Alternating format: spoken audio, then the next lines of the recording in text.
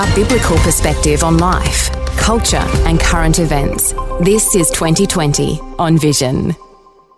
We're back into a conversation pitting the creation narrative against the evolutionary narrative. And a group of international scientists in Germany are working on innovative solutions that are needed to ensure food security. They're looking to boost crop yields using what they call continuous directed evolution.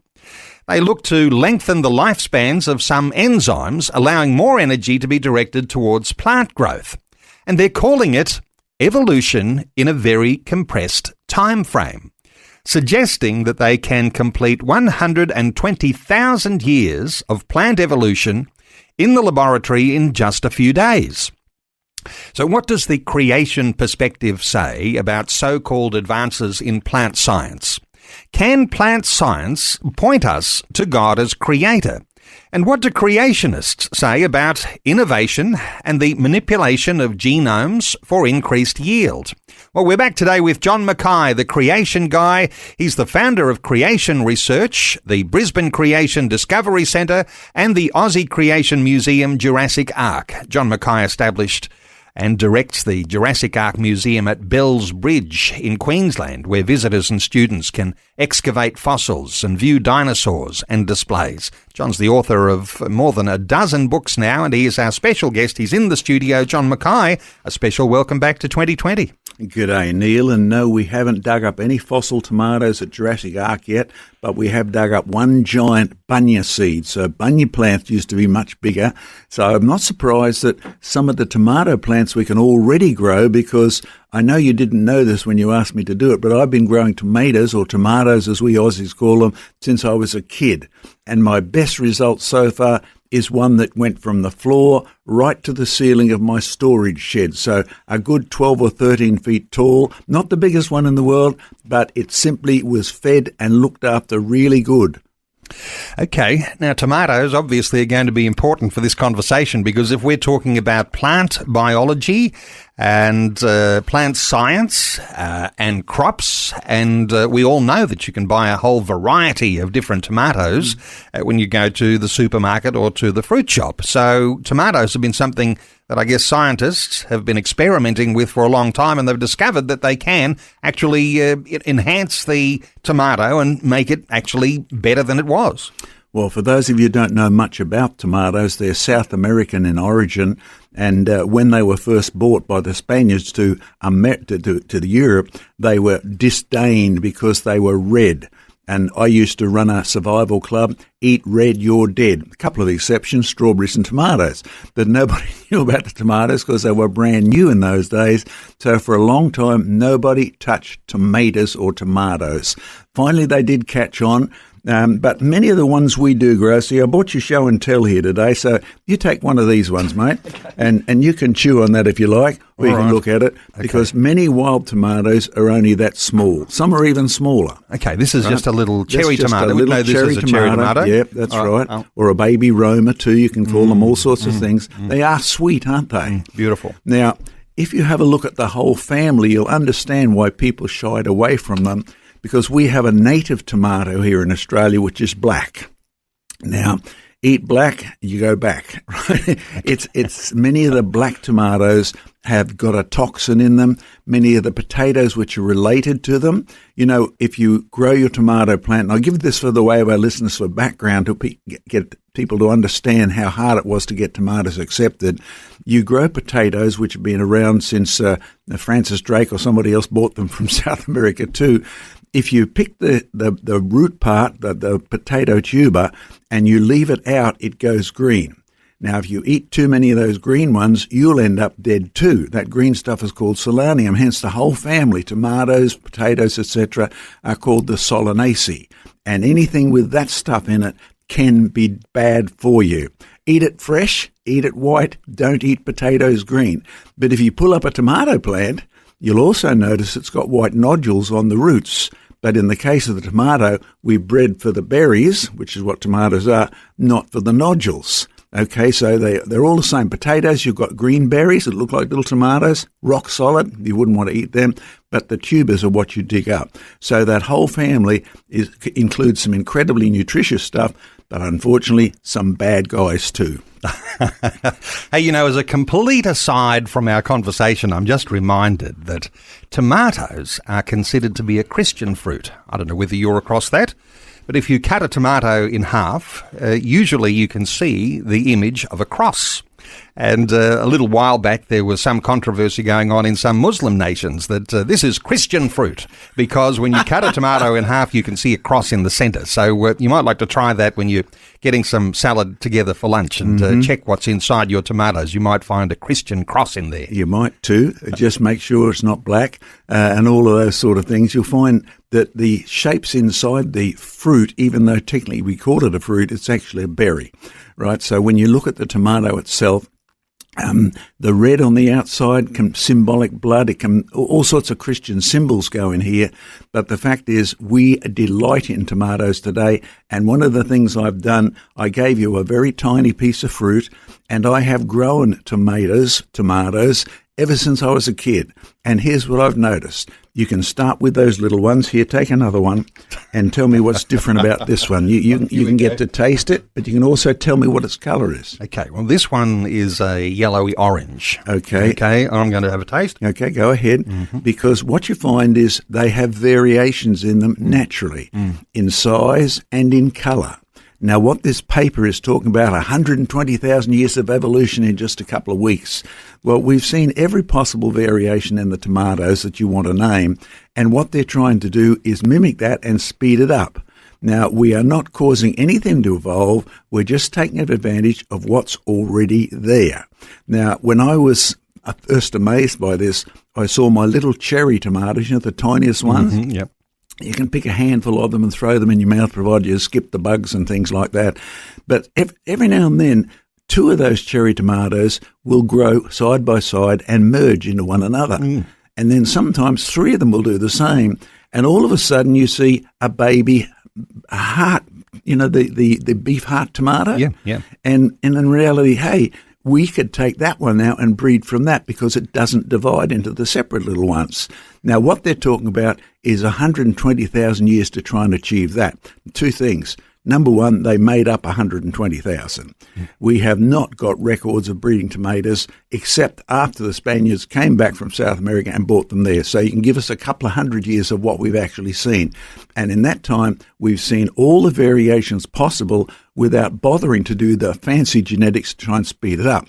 If you want to make a biblical prediction, God created plants, tomatoes included, to produce their own kind, and they will continue to do that. So eat your heart out, Richard Dawkins, David Attenborough, BBC, the channel, Sci-Fi, the paper that produced this. You will find that you are wrong. They will not evolve. You may find ways of improving them, and we'll talk about that in the next little segment about how we do this, because I spent years in genetics at Queensland University learning exactly what we were doing. Well, I've eaten that yellowy orange tomato. It does have a slightly different flavour to the delightful red cherry tomato that I had earlier.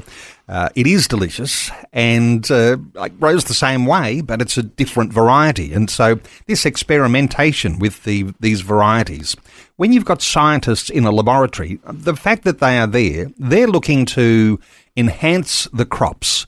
So if you've got one crop that grows 3 feet high, they want to grow one that's 6 feet high. I mean, depending on what the crop is, of course. But they're looking to enhance the food security by getting the maximum from the crops.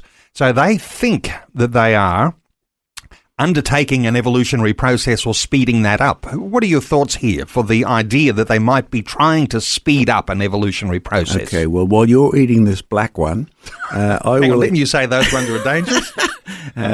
We bred that one, so it's not dangerous. It's sort of slightly dark in flavour. Okay, you answer and I'll enjoy. When you have a look at trying to breed these to maximise crops, there's no doubt about it, that's a good idea, but you have no idea what the plant used to be like before it was subject to a fallen world. Right now, this is we all live in a world where Charles Lyell, the guy who trained Charles Darwin, his attitude was the present is the key to the past. So if tomato plants are only 3 foot tall and they have weeny teeny tomatoes, that's where your starting point is. That's the best they've got to be so far. Whereas the Bible says, no, in the beginning God made everything very good, and he told Adam and Eve to eat the plants. Now, they didn't have to wait 6 weeks for a tomato plant to have, oh, I'm starving. Adam, get me some food, please. No, they just went straight out and they picked it. But here's my experience. Tomato plants will grow to size depending on how good your soil is as well, and how good your climate is. Now, I'll be honest, here in Queensland, I never plant tomatoes in the summertime. Because if I plant tomatoes in the summertime, then not only do the bugs and the bees and the birds and that eat them before I get them, but the sun's liable to kill them, and worse than that, so will the rain.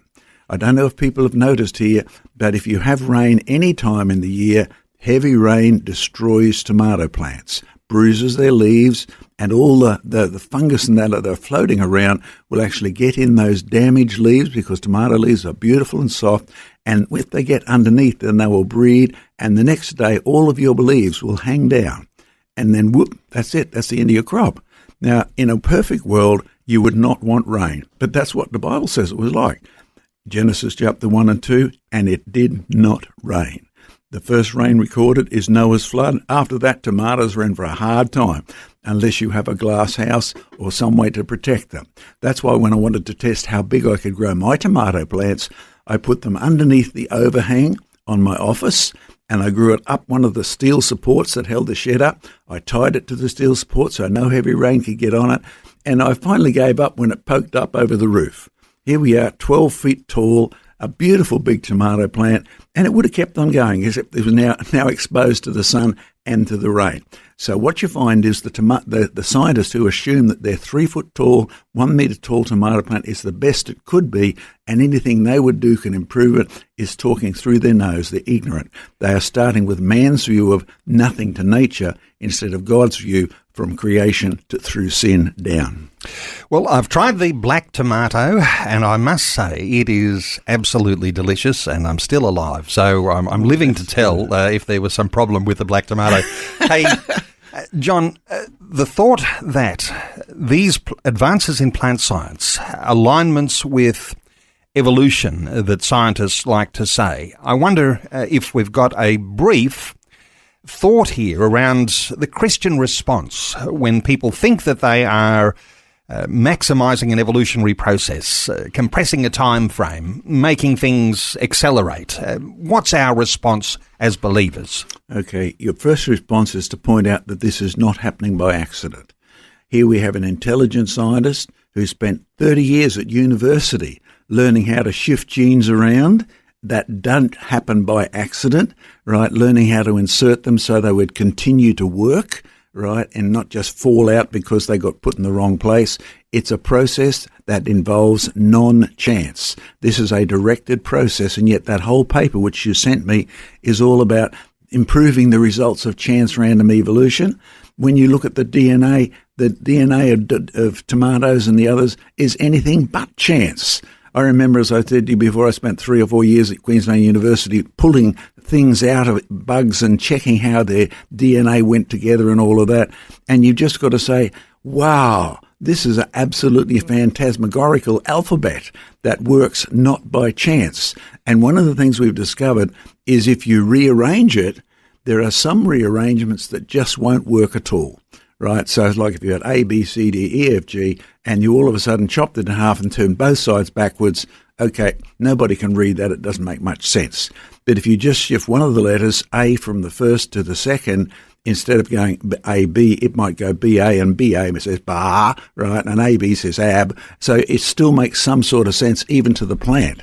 So you'll find that there's epigenetic things where you can actually impose these minor changes and it will still produce a tomato, but instead of a green one or a red one, it'll now be a yellow one because it's no longer making the green stuff, it's no longer making the red stuff, it can only make that first step. Now we use this in industrial processes when we say we'll make a car. If you want to know how to make a bad car, you simply mess up all the instructions that you put into the computer program. So instead of making the outline first, you actually put the wheels on. but there's nothing to put the wheels on, so they'll fall over, right? So if you get the instructions wrong, you can have all the right ingredients, but it simply won't work. Now, you can put it in a semi-right way, put the frame on, put the wheels on, put the tyres on, put the extra stuff on, spray everything with rust-proof, and then forget to do anything else. No one's going to buy it because it looks awful, right? But in reality, you can make it still as a car. So this is what we're doing. We're using intelligence in design. We're using understanding of the code that's there, which shows there's a more brilliant designer than the people who are looking at it. Unbelievably clever God. Life, culture, and current events from a biblical perspective. 2020 on Vision. We're into a creation versus evolution conversation today with our special guest John Mackay, the creation guy, qualified in geology and genetics.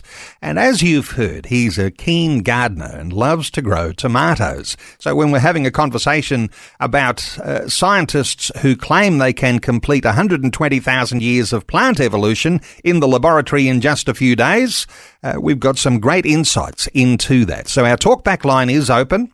1-800-316-316 to join in our conversation. When you go to the fruit shop now, John, there's just varieties of tomatoes everywhere. There's lots of them. These days, it's an incredible variety. In fact, while I answer this next bit and do a bit of a promo, I'm going to give you a green one to eat. You might have seen the movie Fried Green Tomatoes. Stuff we don't sort of do in Australia, but try it while I'm talking about it, because we just got a gift for our new museum project. I'm going to hold it up because the camera's there. How do you like Silvosaurus, Neil? Pretty good. Non-edible, but the mouthful of green tomatoes in the road. But I'll tell you what, we are improving our museum down here to the next level. That's the one at Acacia Ridge. So anybody who wants to come to our museums, go to our website, creationresearch.net, look at the phone numbers, get in touch with us. I was thrilled the other day just to have a teacher come over to see, will it be suitable for my class now that school's started again? So her answer was yay. Our answer is yay. So anybody who wants to come to our museum down here, get ready for some really, really encouraging stuff. Now, have you got any questions over there, Neil? Let me bring a caller in here. So talk back line open, 1-800-316-316. Cindy is in Victoria. Hey, Cindy, welcome. Hello. I got a couple of garden problems. Okay, this is the gardening segment. I was trying to use loads and loads and loads and loads and loads of cardboard with heaps of plastic on it, sticky tape, and I didn't bother taking the sticky tape off. I just tucked it in the compost, made a gigantic compost, 3 foot by 5 foot by 5 foot tall, and it took ages to rot down. Anyway, I got mountains and mountains of because Mum was collecting it for me, and mountains of that. And now that it's broken down, I've gone and seen a program on telly that said I shouldn't have let the plastic go in the compost because everything in the world has got plastic in it, the body, especially the wildlife in the sea. And it's microplastics now. You have to have a microscope to see it. And I'm thinking, oh no, I've just contaminated my whole yard, and I've been doing it for 10 years. And the problem is they're telling me these microplastics causing infertility, cancers, and lung problems and all these other problems. So that's the first one. The second one is... Hang on, let's deal with one at a time here, okay, Cindy, and we'll make opportunity for that second one. But microplastics and the way that's upsetting things, John. Cindy, sadly, there's a lot of truth in what you've heard, and it's one of these things we found out too late. Right now, plastic was a wonderful invention when it first came in. What did we do before Glad came along? Glad wrap and all that. Now we don't even sort of get allowed to throw it away as easy as we used to be. So when you're composting, by all means use cardboard. It will break down. Mix it with organic things like food or with grass clippings and worms. Make sure you throw the worms in there. They will eat wet cardboard. They'll eat anything. But they even will sadly digest bits of plastic. And you don't want that to happen at all, just like you don't want to be found, now that we've discovered plastic breaks down into little bits and can get into your body where it was never intended to be. And, of course, that's the general rule of health. Keep out of your body what God never made to put into it. So I guess I could say dig up your whole yard, give it to the dump and start all over again, or better still. I got a low budget. What I know. The cardboard for? Well, grow your vegetables. I looked up on the net before I even tried doing this cardboard and sticky tape. I said to Google, am I going to be contaminated when I eat the vegetables out of it? And they said, no, not a problem. The plant's not going to eat it and it's not going to end up in my body. But I breathe it in as I go around the yard, though. Well, all of those things are true and partly true. So I've got a suggestion for you. Instead of breaking up your cardboard for compost with bits of sticky tape on it, use your cardboard as the box to fill it up with dirt. In other words, make your containers out of cardboard, pure and simple, and they will last for one crop of carrots or one crop of this or that. That will save you the problem you're getting. But at the moment... Well, I have learnt to use my newspaper as a little cup and plant that out. Oh, yeah, that'll work. That's good on you, love. Is that in new dirt or in your old dirt? Old dirt. I've got no new dirt. Cindy, you had another dimension to the things that you were wanting to ask. What was the second thing? Oh, I've been suffering from this little ladybug. It's yellow with heaps and heaps of dots on it. I think it's called the 28-spotted ladybug, and it eats leaves. It eats leaves. It eats my potato plant to pieces, my zucchini. It's just a leaf eater, and it destroys whatever I manage to grow, which is not a lot.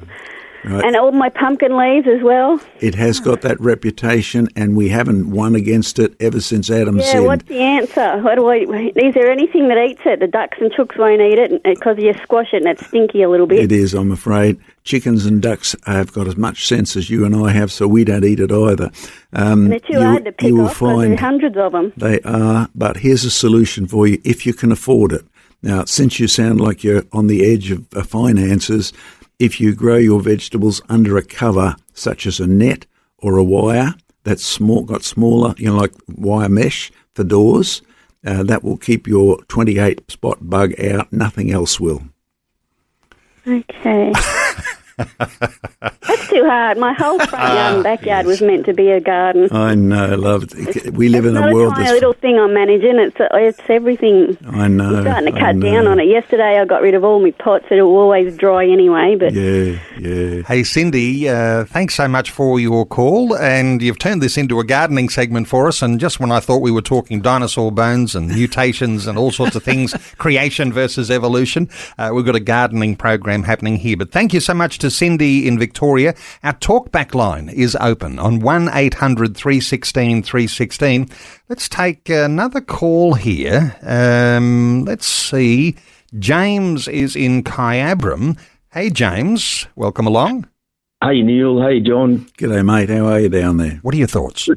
Pretty good. This is a side note. The only thing that drives plastic toxins out of the human body is oregano. You can actually buy it in an oil form. But a friend of mine, his sister did autopsies on bodies, and then some of those guys that died in the truck accidents and the bus drivers, they had about 7 kilos of plastic toxins. They were heating food up in the wrong thing. And I discovered that oregano is the only thing that drives those toxins out. But that's separate to what I wanted to share.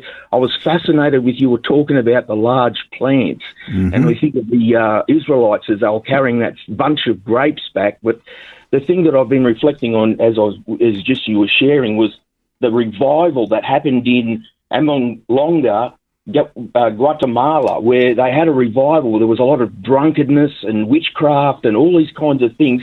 But this piano started playing at their church, and they tried to switch it off of the wall, and the thing kept playing. And, of course, the whole town found out about it, and they was sort of, they unplugged it, and there's this thing still playing a musical instrument that wouldn't stop playing. It created a great revival, and out of that, giant fruit and vegetables was formed. The carrots were huge. And I was just thinking about, just fascinated with that whole concept that, the repentance that, because we look to the natural so much, so often, but faith, as the assurance. Let me hang on a second. Let me poke in James, here, I'm going to have to jump in here and be the bad guy and say for listeners, you're going to have to wait until we get back from news, because it is news time, and news won't wait for us. But James, I'll keep you on the line. James, I need to get you to recount in a nutshell what you were asking John Mackay and for his opinion on. Well, I know I'm not talking to the unwise, but you know the story where it says that the Israelites, they came to the Wadi Eshkol and cut down from there a branch with a single cluster of grapes, and they carried it on a pole between the two of them. The cluster was so big, I've come out of the Bible now and saying the cluster was so big that they had to carry this particular bunch of grapes, one bunch, on a pole. Absolutely amazing. The giant-sized grapes in the Promised Land, the land that flows with milk and honey, yes. And then you were telling us a story about a piano that plays itself. Yeah, so it's on YouTube. It's titled Transformation, Amon Longa, Guatemala. Revival produces giant vegetables. It only goes for about 13 minutes, but it explains, I've seen it many times in the past, but with what you were talking about how we see the plants that we have today as, they're right size, but they're not. They're not, because it showed that when revival came, when the drunkenness stopped, when the witchcraft and the crime and violence that stopped in the town, these people were having a normal church service, and they wanted to stop the music at a point so the man could preach. But as they tried to turn the organ off, it wouldn't go off. And then they unplugged it, but the piano kept playing. There was these angelic tones all around the church, and even going out into the streets in the town, and it just caused a revival. And then as time went by, they started to notice when they pulled their vegetable out, the carrots were the size of a man's forearm. And other vegetables, it was happening with them as well. But that was the main. James, let's get a thought or two here from John Mackay, because self-playing pianos, some of us might be sceptical about those things, but there's some documented evidence there. The issue here, I guess, John, is the piano and revival and increased crops. What are your thoughts here? Let me James first of all referred to the Israelite example in the Bible, right?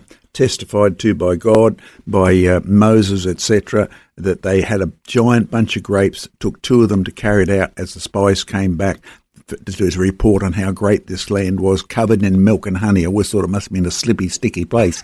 But anyway, the vegetables grew real good, and so did the people. Remember, there were giants in the land in those days?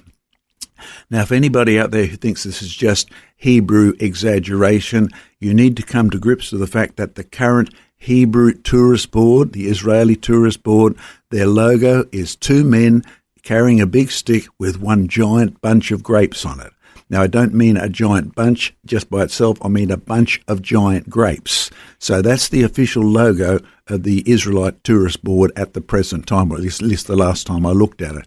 Now, I can't comment on the self-playing piano, but I've got no problem with God using angels or anything like that he wishes to use.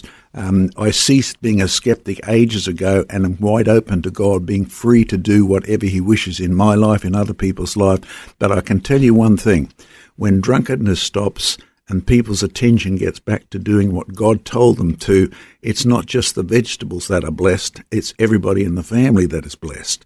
So when you look at growing things and the role of music, I can comment on that because I've watched the experiments.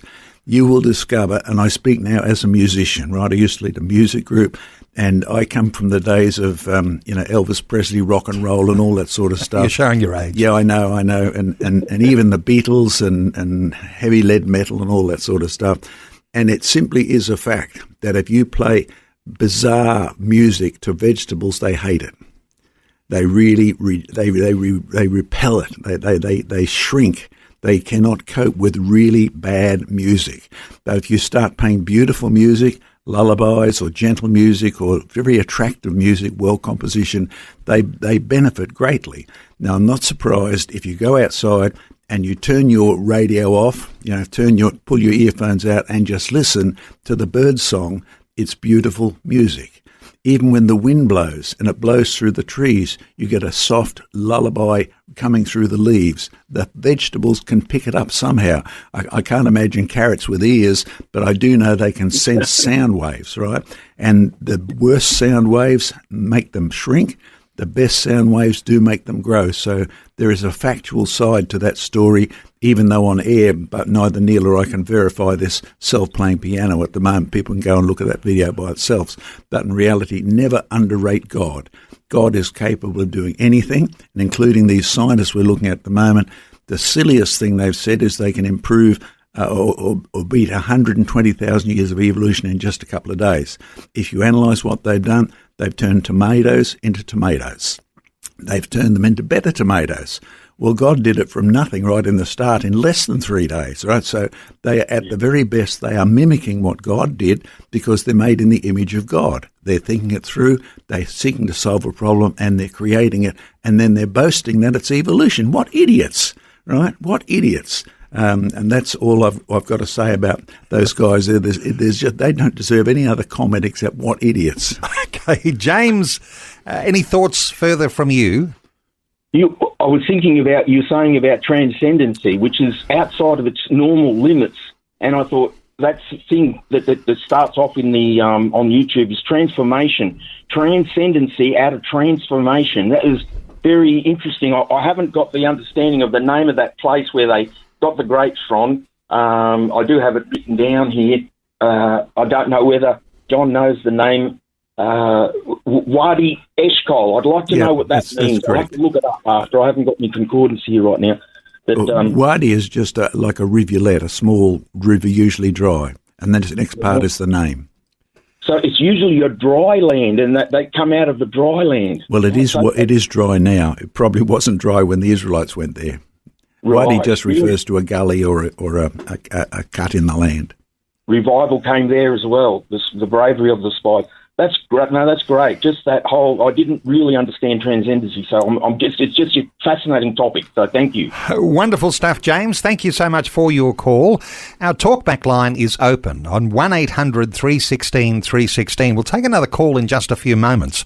I don't want to miss some of the things which I might, just as a novice, I'm not a scientist, but I might have thought were something obvious here, that making 120,000 years of evolution in 3 days in a laboratory, what does that say about people who have got a problem with time lengths and the thought that there might be a shorter time length to Adam and Eve and compared to the thoughts that some people have, even syncretizing those thoughts around 60 billion years, and how does this affect our thoughts about time lengths when we think about it? Scientists who are clearly evolutionary claiming that they're doing something which actually proves against their argument. Okay, just a simple answer that I use for people like Dawkins or people in debates that I'm debating, because what their belief is that given long enough, things happen. But in this world, everybody who's done physics, second law of thermodynamics, all those sort of things, given long enough, things go rotten.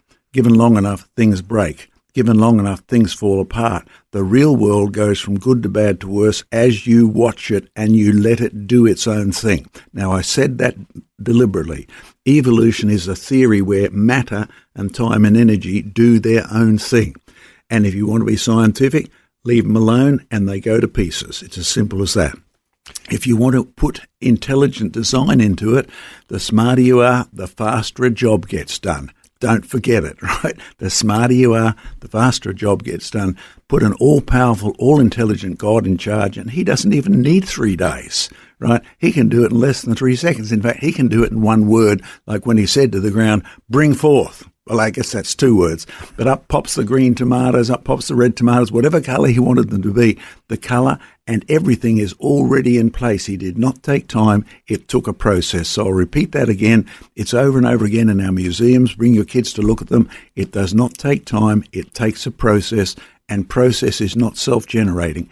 Process always indicates an outside intelligence. In this case, not the scientists who are trying to wipe out their own intelligence. It indicates God who provided all the right data in the first place.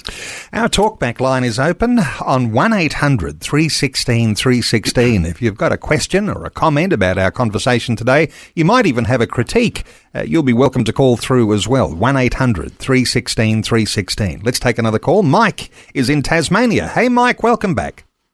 G'day. First off, corn should grow well because they have ears. Listening to the music. Yes, it has been experimented on, as has rice, to increase the number of ears on it. So, and we have succeeded in doing that by figuring out how it works. The only trouble is sometimes we produced heads of rice and that of corn that are so heavy, they're too heavy for the stalk to hold up, so the experiments backfired on us. So also, I reckon a heavy dose of carbon dioxide inside a greenhouse will propagate plants no end. Well, we can prove that beyond a shadow of a doubt, as much as we've been popular for it. For 6 years, we set up greenhouses and we increased the amount of CO2 in each of them, one with the normal atmosphere, one with double the atmospheric pressure of CO2, one with triple, one with quadruple. Once we got over 5 times, it tended to backfire, I think because the CO2 dissolved in the moisture and formed carbonic acid, which the plants reacted negatively to. But anywhere up to 3 or 4 times the amount of atmospheric CO2, and the plants loved it. They went crazy. We documented every benefit. In fact, as I've spoken to scientists and to farmers around the world, one farmer shared with me in his Yorkshire accent, I can't repeat it, but his Yorkshire accent was, I run my exhaust from my tractor into my rows as I plant the seeds, and they're doing really, really well, right? It actually helps even the seedlings to grow. And I've come across scientists who are working for the government who will admit to that, but not publicly, because it's so anti the current world. When we have a look at the world that I dig up, when we have a look at amber and things like that, you actually find amber with CO2 preserved in it and oxygen preserved in it, and the atmosphere in the amber bubbles is always more CO2. That's why many of the plants we dig up are giant plants. Remember I told you we had a giant bunya nut up at Jurassic Ark? Yep. They used to be much bigger than they are now, and they're big enough now, so if you go to Bunya National Park, it says, beware, nuts fall on your head and kill you. They're still pretty big, but they used to be much bigger than that because the atmosphere was much, much better. Mike, anything further? Regarding paleontology, John, your bona fides. Mine, I have a degree in geology, majoring in fossils and coal. Excellent. Thank you. Wonderful stuff. Good to hear from you, Mike. Our talkback line open, 1-800-316-316. Let's come back to tomatoes. Let's come back to the thought of scientists and manipulating bits and pieces, and no doubt they're working with all sorts of different crops to look to make those crops larger. They're working with yeast enzymes and applying their research to the tomato plants. Is there particular enzymes or particular parts of the plant that's easily manipulated here, or, as you say, things degenerate on their own? Does it take that little extra prompting from the scientists to actually bring out the best in the tomato? How do you describe that sort of thing? Okay, most people heard of the word enzymes, but they never get to play with them. And the reason is very simple. Enzymes are used by your body or in any chemical reaction where you need to kick the reaction up above a certain reaction point and then bump it over, if you can imagine a high jump bar, bump it over that, whereas it would take ages to crawl up there itself. And once it's over that, the reaction will occur quite quickly. But if you actually leave that enzyme still alive or still active, you will actually burn the cell up because it will keep kicking everything over the high jump bar until you run out of product to actually use. So even in things like DNA, where you're making new cells, or your proteins, etc., many enzymes are promoted by the body. They're used for a tiny fraction of a while, and then there is an instruction that says remove. And you only have a limited time to remove it. And I spoke to one world-famous biologist, a biochemist rather, and I said, what's the time we've got to remove this enzyme? And he said, well, if it's not gone in 1/16,000th of a second, it's going to burn you up. Right, so the enzyme is made in the cell. It doesn't happen by itself. It's then utilized, the reaction occurs, and then the cell actually destroys that enzyme. So the scientists here are very cleverly using these enzymes that are made naturally, using it to kickstart reactions they want. Whether they found a way to stretch it, I don't know, or just add more of them. I haven't read the second paper in the article, but in reality, that's what they're borrowing technology. And it's clever technology, but God thought of it first. And they should always give him the credit instead of saying 120,000 years of evolution did this. 120,000 years of evolution wouldn't even make one enzyme. 1-800-316-316 to join in our conversation. Let me come to another dimension to a conversation like this, and I don't think we're having a bioethics conversation today. We're talking about what happens with the food that scientists are working with. The nutritional value sometimes is coming into question. If we moved into the ethics side of things, John, and I'm not sure if you've got an opinion here, but when we're talking bioethics, manipulating genomes and trying to increase yield, modifying the plants, some might even say if you're eating the natural grown plant, that's a whole lot better for you, a bit more organic than something else that's got all sorts of additives to it. Where do we think of these things from a creationist, godly, even biblical perspective around what people are trying to do with our food supplies? Okay, I'll give you a helpful way of thinking through the whole lot without the answer yet being fully known. Number one, when God made everything, it was very good. So Adam and Eve were given a tree with fruit on it which they could eat. They were given one tree that they were told not to eat from. Sadly, they got that messed up, and they ate from the tree of the knowledge of good and evil, and sin and death and all of those things came in onto the planet. But when you look at the fruit and the plants that God made, he said, go and eat the plants, eat the vegetables, eat the fruit, etc. They were all at their prime condition. Now, when you look at the prime condition, I mean, when they fell off, if nothing ate them, then they were already programmed to be recycled. Now, one of the things I love about my garden is I even throw my kitchen scraps into a compost bin, and I will add my cardboard without sticky tape on it into that compost bin. I will add worms, and I just delight in watching, because it doesn't attract flies. It just is a fragrant. Well, some people don't think it's fragrant, but it is a organic type smell, and it does turn it into beautiful soil. So God's world originally was set up to recycle everything that wasn't used on the spot. So when you think of that, we've come down now through creation, through sin. There's the first negative step. Then 2,000 years later, Nellie, we have Noah's flood. We have total destruction of that beautifully created soil. The atmosphere is no longer as good as it was. So we now are several thousand years past creation, past Noah's flood, and past the coming of Jesus Christ. Don't be surprised. You're dying before you get to 80. In fact, many of you are looking at the world and saying, oh, no, I don't want to stay much longer, right? It's so discouraging mentally and physically and all sorts of things. But what you'll find is the world you live in is no longer in tip-top shape. So you will need to try and work hard at it if you want to put it back to as best a shape you can. So again, don't put your sticky tape in the compost heap. Don't add artificial things that by themselves wouldn't exist out there. So some of the chemicals that we use, unfortunately, we've discovered the hard way, the original mosquito repellents and all that, which really did kill the mosquitoes, but they kill us as well. Okay. So you've got to be careful to actually recycle what God's done and stick to that. As a takeaway from our conversation today, for listeners who are saying, we've been talking about all sorts of different dimensions here, but when we're talking plant science and bringing that down to the simplistic idea of growing tomatoes in your garden, how can that point us to God as creator? If we try and deal with all of the noise that comes from the evolutionary science side, how is this pointing us to God? Okay, number one, as I tell my wife as we go down every day to her in the care home, let's give thanks, darling, even for this sickness, right? Let's give thanks in everything, because that is God's first advice. So give God thanks for the evolutionists who are prompting you to actually get out there and tell them how stupid they are, because they need to know about Jesus Christ.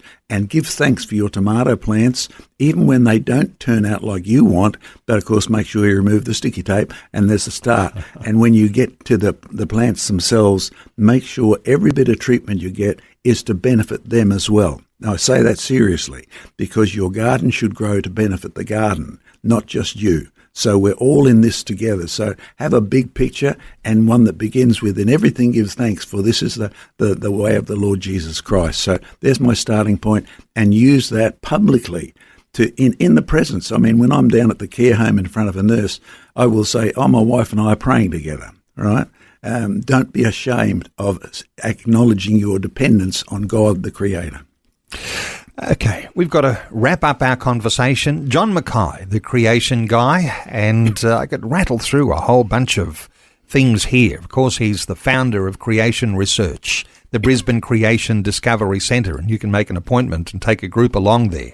The Aussie Creation Museum Jurassic Ark, and I think you need to make some appointments, and you can do that through the creationresearch.net website. You can follow John on social media. You can like him on Facebook, follow him on Twitter or X. You can keep up on fossils on Instagram. You can look at his streaming channel, creationresearchlive.net. You can see articles and Q&A at the Creation Research website. Now, there's a bunch of museums. I've mentioned 2 or 3 of those. Another one in Oswestry in UK. That's where the Creation Research Centre is there. And there's one in Ontario in Canada as well. And don't forget the one in Tassie, because we had a caller from Tassie. Of course, today. Yes. That's right. In Tasmania as well. And that's in Launceston. Just outside of Launceston. There's a new series on YouTube that John is hosting all about Genesis. You might want to search that. And he's got a bit of an upgrade going with the marketing department. He's got Rebecca and Lisa who are on the team, so look forward to even more polished presentation from Creation Research. John Mackay, always a pleasure. Thank you so much for sharing your heart and your insights with us again today on 2020. Thank you, Neil. Thanks for taking time to listen to this audio on demand from Vision Christian Media. To find out more about us, go to vision.org.au.